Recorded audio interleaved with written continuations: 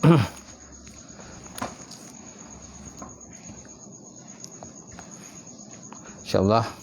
kita buka majlis pada pagi ini dengan sama-sama kita membaca Alkitab Al-Fatihah. A'udzubillahi minasyaitonirrajim. Bismillahirrahmanirrahim. Alhamdulillahirabbil alamin. Arrahmanirrahim. Maliki yaumiddin. Iyyaka na'budu wa iyyaka nasta'in. Ihdinas siratal mustaqim. Siratal ladzina an'amta 'alaihim ghairil maghdubi 'alaihim waladdallin. Amin.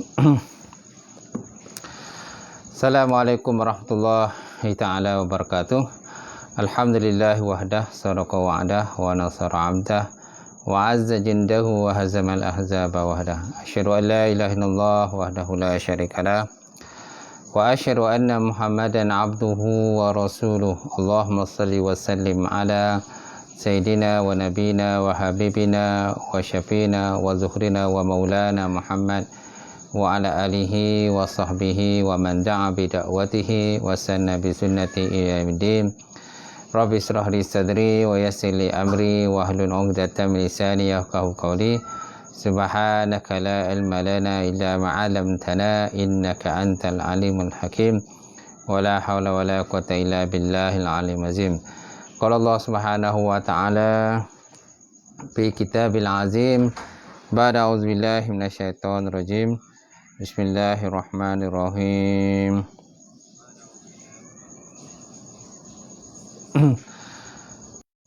Wattaqu fitnatan la tusibanna allazina zalamu minkum khassah wa 'alamu annallaha syadidul 'iqab.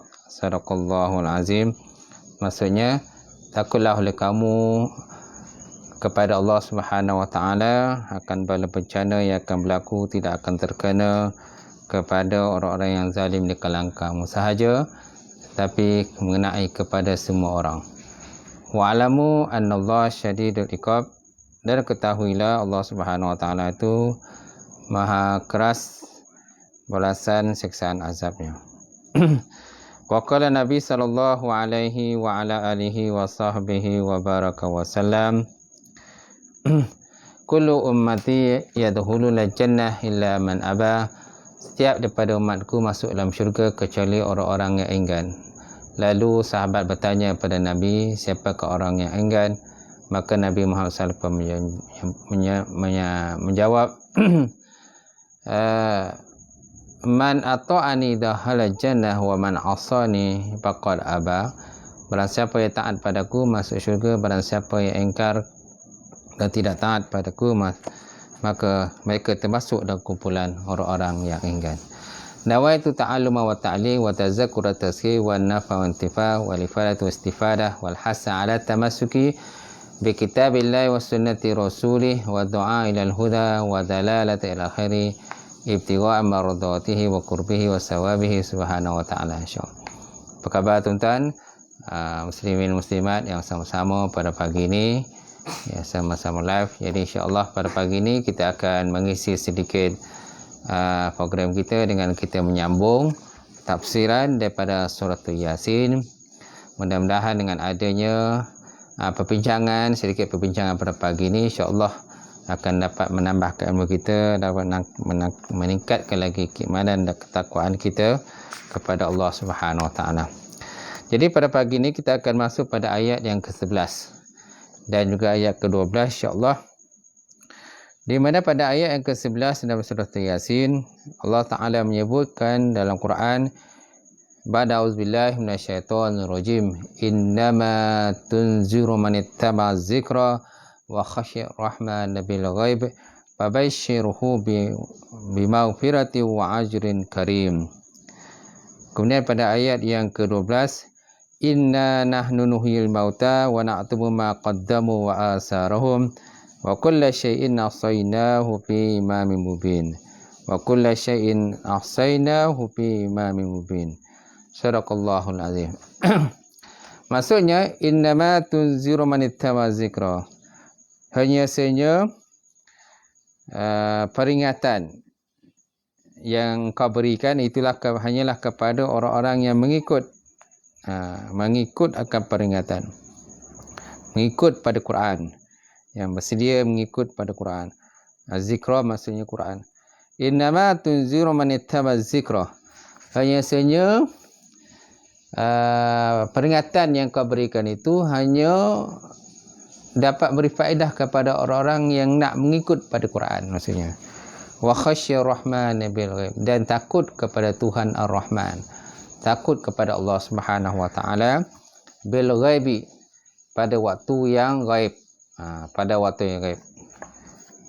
Fabashshirhu bimaghfirati wa ajrin karim, maka berikanlah kabar gembira kepadanya dengan keampunan daripada Allah Subhanahu wa taala, wa ajran karim, dan juga pahala yang mulia. Jadi maksudnya, sesungguhnya amaran dan peringatan kamu itu wahai Muhammad hanya berkesan dan mendatangkan faedah kepada orang-orang yang nak mengikut kepada Quran. Dalam ayat ini dinyatakan oleh Allah Subhanahu wa taala ada dua ciri-ciri lah.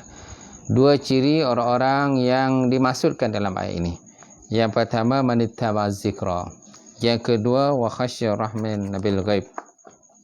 Manittaba zikra maksudnya orang yang beriman, yang bersedia mengikut Quran, yang beriman dengan Quran, beramal dengan Quran serta patuh dan melaksanakan hukum-hukum yang terkandung dalam Quran tadilah.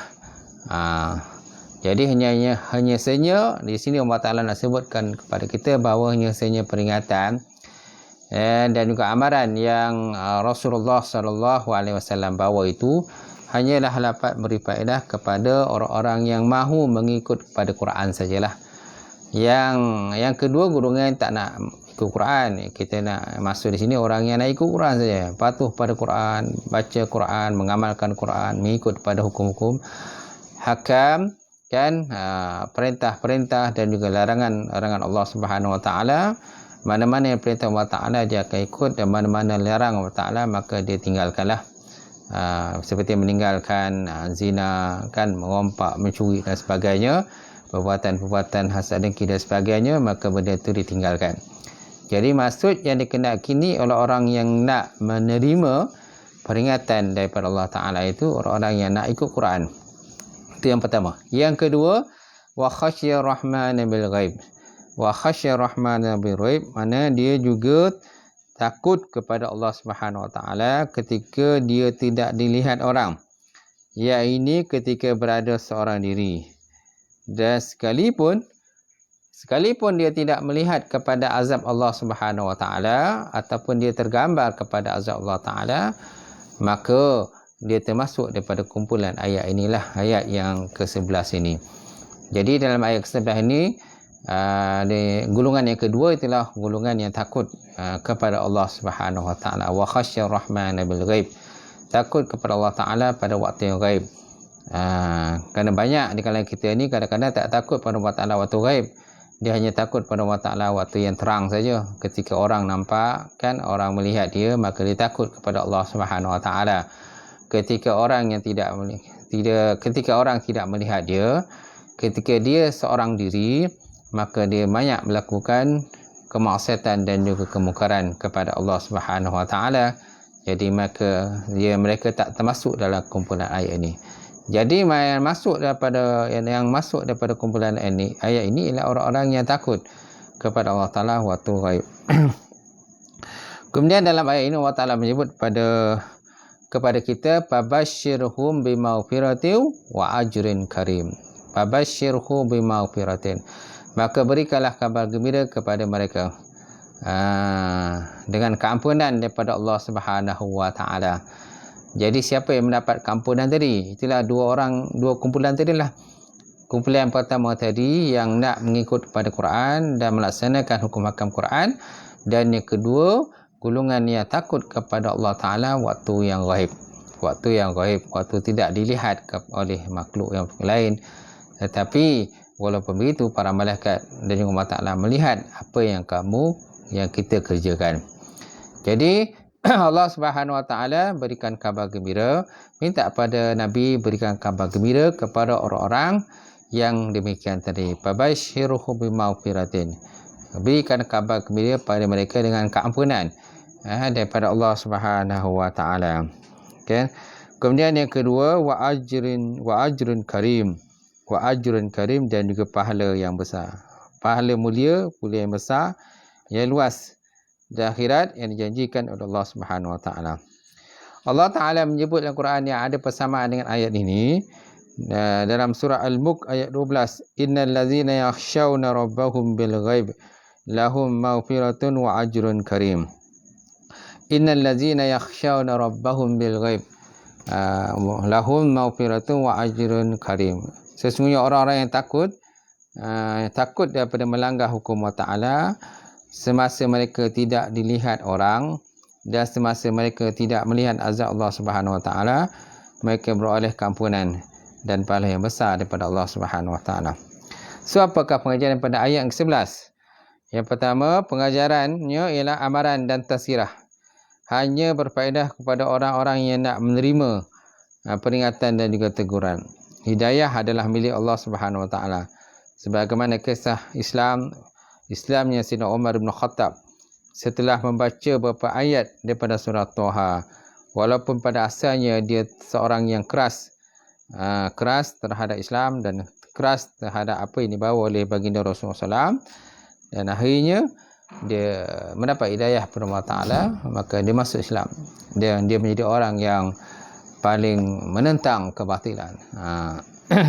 Kemudian yang kedua, manusia yang mentaati perintah Allah Ta'ala dan meninggalkan segala larangannya akan beroleh keampunan dosa di dunia dan akhirat, dan dibalas dengan syurga oleh Allah Subhanahu Wa Ta'ala.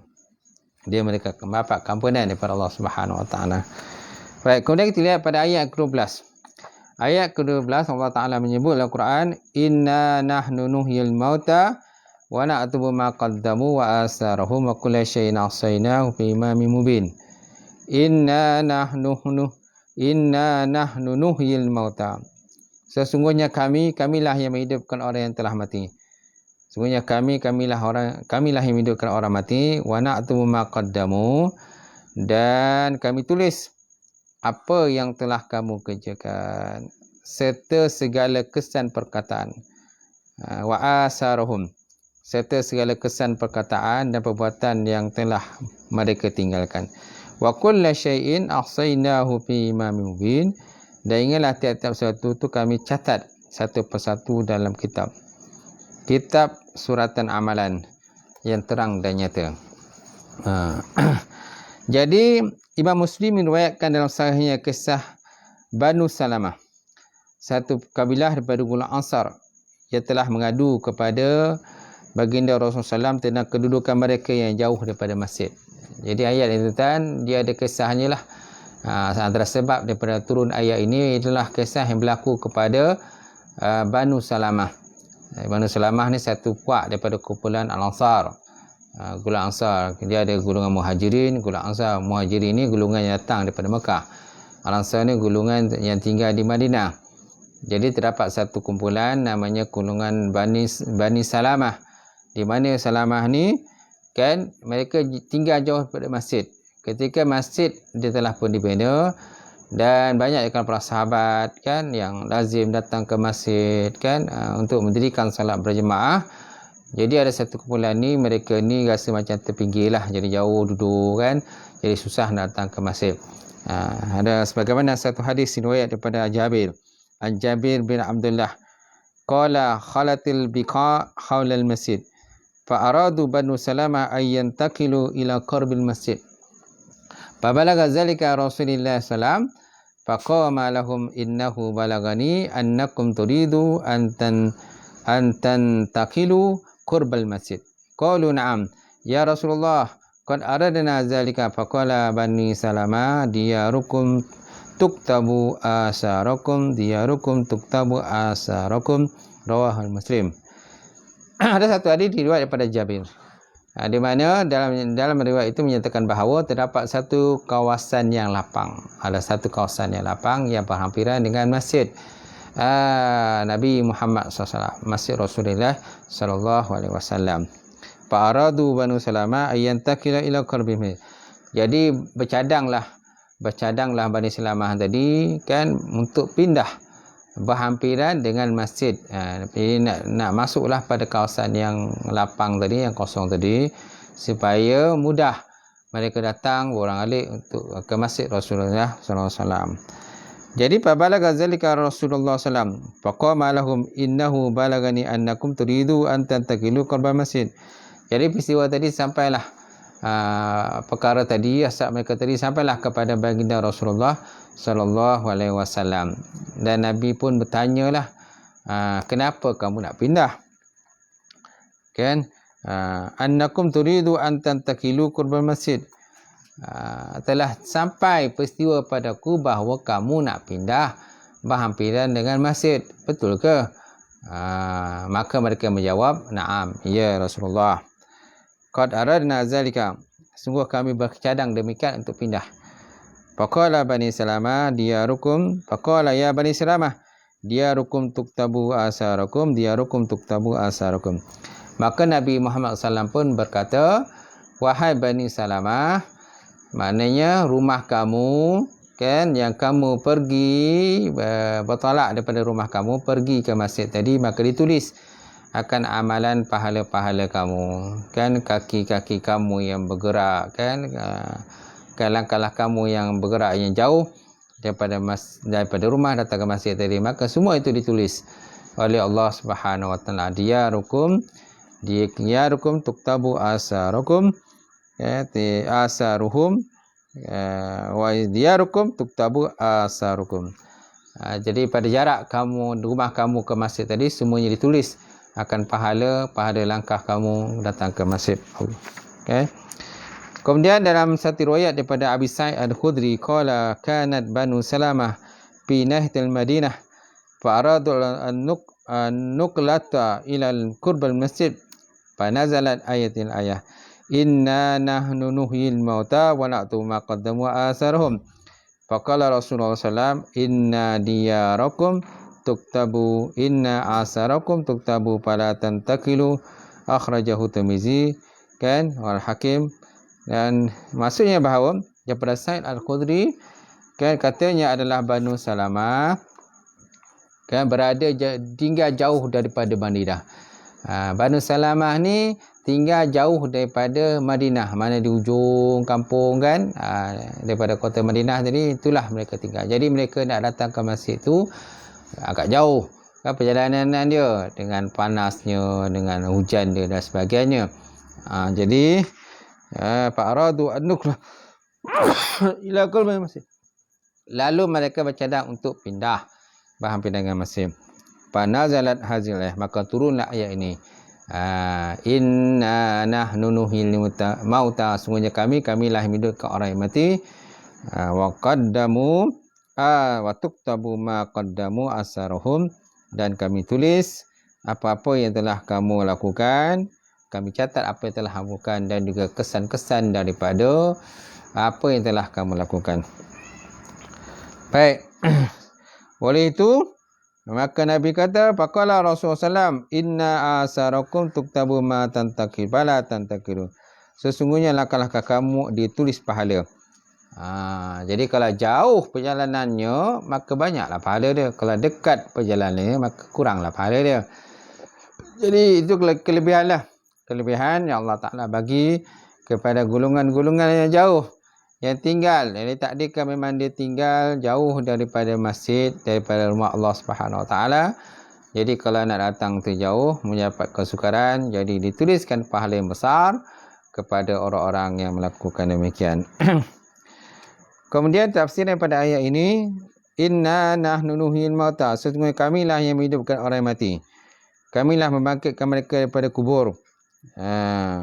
Ayat ini menolak dakwaan orang kafir, yang mana orang kafir berkata, in hiya illa hayatuna dunya namut wa nahya wa ma nahnu bimab'usin.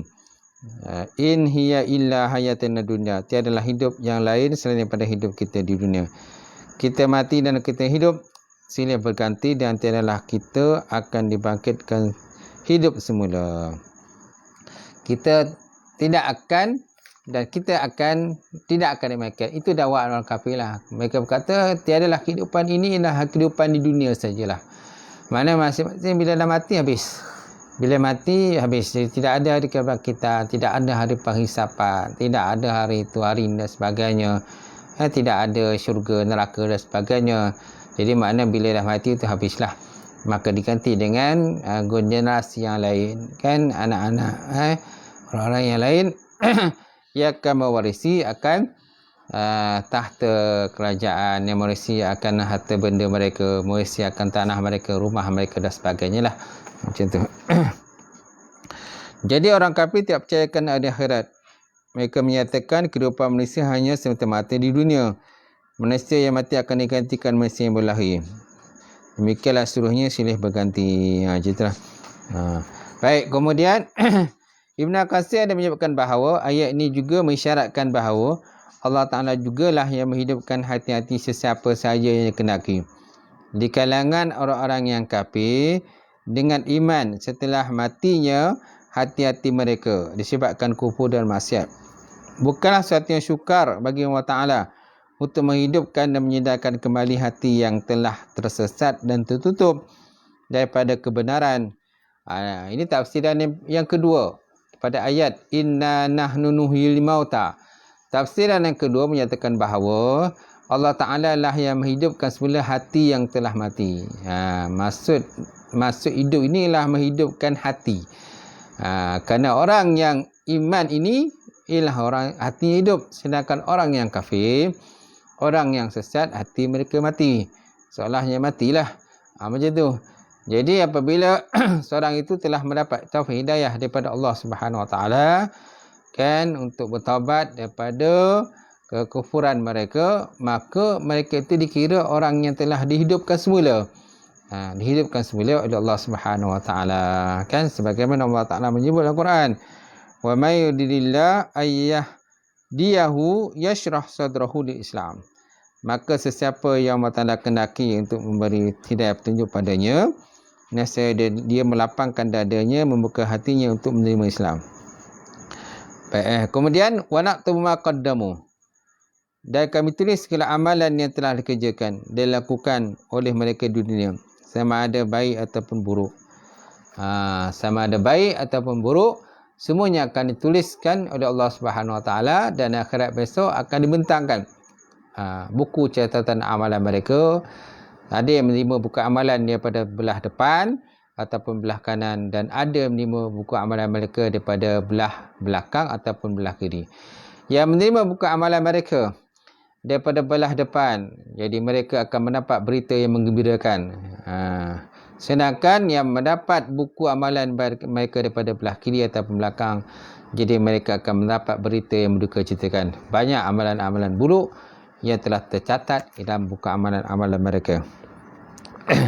Sebagaimana Allah Subhanahu Wa Taala menyebut dalam Quran, is yatalaqqal mutalaqqiyan 'anil yamin wa 'anil shimal qa'idun ma yalfizu min qaulin illa ladaihi raqibun 'atid.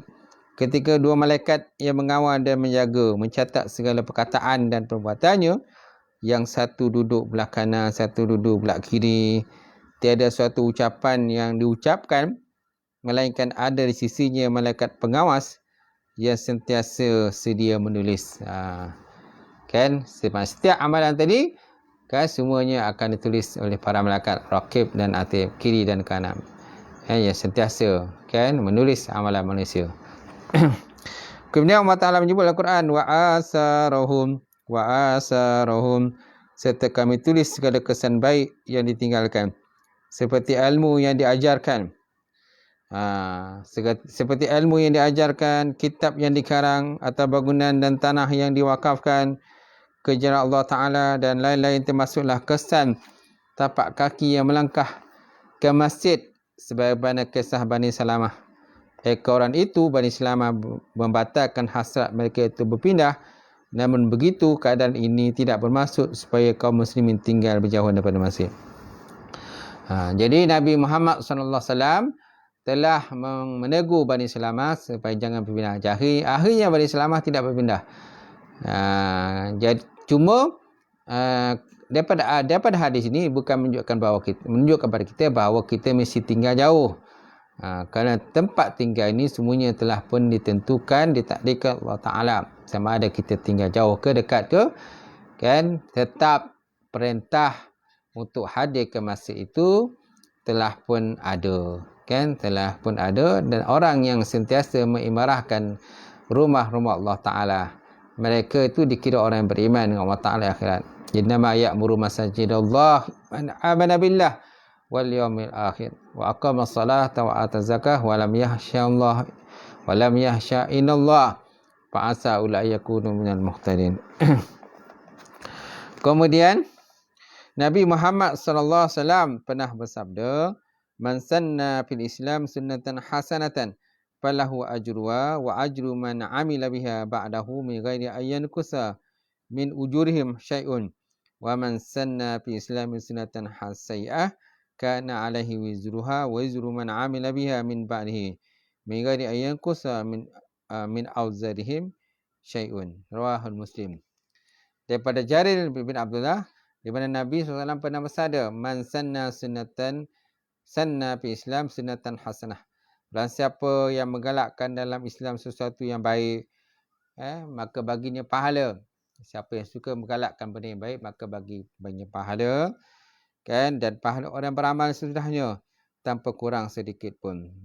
Dan barang siapa yang menggalakkan pada waktu Islam ini satu sunnah yang buruk, satu amalan yang buruk, yang jahat, maka baginya dosa dan dosa orang yang mengamalkannya, dengan tidak kurang walaupun sedikit pun. Jadi naklah kita banyak melakukan kebaikan. Dengan kebaikan tadi mudah-mudahan akan ikut orang yang lain, maka orang yang lain itu mendapat pahala, kita juga mendapat pahala daripada sisi Allah Subhanahu wa Ta'ala. So, sebarkanlah perkara yang baik, yang kita menyebarkan benda yang buruk. Baik, kemudian Allah Ta'ala menyebut Al-Quran, wa kulla syai'in ahsaynahu fi kitabim mubin, fi imamin mubin. Wa kulla syai'in ahsaynahu fi imamin mubin.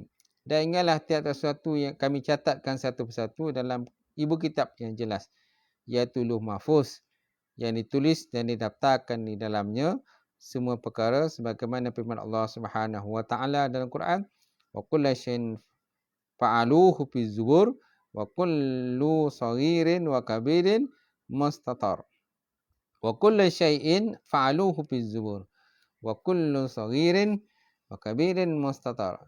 Tiap-tiap perkara yang mereka lakukan adalah tertulis di dalam kitab suratan amal, dan tiap-tiap yang kecil dan besar tetap akan dicatat ataupun ditulis oleh Allah Subhanahu wa Ta'ala, ditulis oleh para malaikat. Tuan-tuan. Jadi apakah pengajaran daripada ayat ini? Pertama, kebangkitan semula adalah benar dan pasti berlaku, maka berimanlah dengannya adalah wajib. Jadi hari kebangkitan ialah hari yang benar berlaku. Cuma masanya tidak diberitahu. Yang diberitahu pada kita ialah tanda-tanda kiamat, tanda-tanda kecil dan tanda besar kiamat. Itu yang disebutkan oleh baginda Rasulullah sallallahu alaihi wasallam, dan kita wajib beriman akan berlakunya hari kiamat, hari kebangkitan, dan akan dibalas segala amalan-amalan manusia. Baik, kemudian pembalasan berdasarkan amalan yang tercatat dalam ibu kitab. Maka beruntunglah siapa yang diberikan kitab amalan mereka dengan tangan kanan, dan rugilah siapa yang mendapat kitab amalan dengan tangan kiri. Sebagaimana firman Allah Subhanahu wa Ta'ala, fa amma man utiya kitabahu bi yaminih fasawfa yuhasabu hisaban yasira wa yanqalibu ila ahlihi masrura. Wa amma man utiya kitabahu wara zahri fasawfa yad'u subura wa yasla sa'ira. Kemudian sesiapa yang diberi kitab amalannya dengan tangan kanan, maka dia akan dihisap dengan hisap yang mudah. Fasawfa yuhasabu hisaban yasira wa yanqalibu ila ahlihi masrura, dan dia akan pergi pada keluarganya dengan keadaan yang sukacita. Dengan keadaan sukacita. Siapa yang mendapat kitab amalan daripada tangan kanan, maka dia akan hisap dengan hisap yang mudah. Kemudian selepas hisap, dia akan pergi pada ahli keluarganya yang juga termasuk daripada kumpulan dia, dan dia pergi dalam keadaan gembira. Wa amma man utiya kitabahu wara zahrih, siapa yang diberi kitab mereka dengan tangan kiri ataupun daripada belakang, fasawfa yad'u subura, maka dia akan meraung menyebut-nyebut kebinasaannya. Wa yasla sa'ira wa yasla sa'ira, dan dia akan menerima bakaran neraka yang marak menjulang. Wa yasla sa'ira, dan dia akan dibakar dalam neraka yang marak, api yang marak menjulang. Kemudian yang ketiga, ayat ini menyamakan kedudukan orang yang tidak terkesan dan amaran dan peringatan Yesus seperti mayat yang tidak mengerti apa-apa. Ayat ini juga menyamakan kedudukan orang yang tidak terkesan dengan amaran dan juga perintah daripada Allah Subhanahu Wa Taala. Mereka diperbekakan seperti orang yang mati. Sedangkan orang yang hidup itu ialah orang yang terkesan dengan ayat Allah Taala yang menerima peringatan-peringatan daripada Allah Taala, yang melakukan amalan-amalan kebaikan, amalan soleh dan sebagainya sebagai persiapan kepada dia untuk bertemu dengan Allah Subhanahu Wa Taala. Alhamdulillah, selesai tadi tuan-tuan dua ayat yang kita dapat bincang pada pagi ini, ayat 11 dan ayat ke-12 daripada surah Yasin. Dengan adanya ayat yang kita bincang pada pagi ini, dua ayat, mudah-mudahan sikit sebanyak akan dapat meningkatkan lagi ilmu kita, dapat meningkatkan lagi pemahaman kita, serta dalam meningkatkan lagi keimanan dan juga ketakwaan kita kepada Allah Subhanahu Wa Taala, insya-Allah. Baik, insya-Allah sebelum kita tutup, kita baca doa. Auzubillahi minasyaitonirrajim. Bismillahirrahmanirrahim. Alhamdulillahirabbil alamin wassalatu wassalamu ala asyrafil mursalin wa ala alihi washabbihi ajmain. Allahumma zidna ilman nafi'a wa yaqinan sadiqa wa 'alaman mutaqabbala wa rizqan halalan mubarakatan katsira wa siyan fatai alim. Nawalana qulubana bi nuri ma'rifataka wa ftah arifin. Allahumma faqihna fid din, Allahumma faqihna fid din, Allahumma faqihna fid din wa 'allimna ta'wil ya arhamar rahimin. Ta'assanna bi'izzatil jabarut wa tasamna bi'izzatil malakut wa tawakkalna 'ala hayyil ladzi la yamut. Allahumma asrif 'anna hadzal waba wa qina syarral wada wa najina minat ta'ni wa ta'ul bala bi lutfika ya latif ya khabir innaka 'ala kulli syai'in qadir. Rabbana zalamna anfusana wa lam taghfir lana wa tarhamna lanakunanna minal khasirin.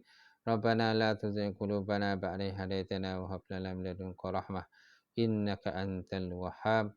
Rabbana atina fid dunya hasanah wa fil akhirati hasanah wa qina azabannar. Subhana rabbika rabbil izzati amma yasifun wa salamun alal mursalin.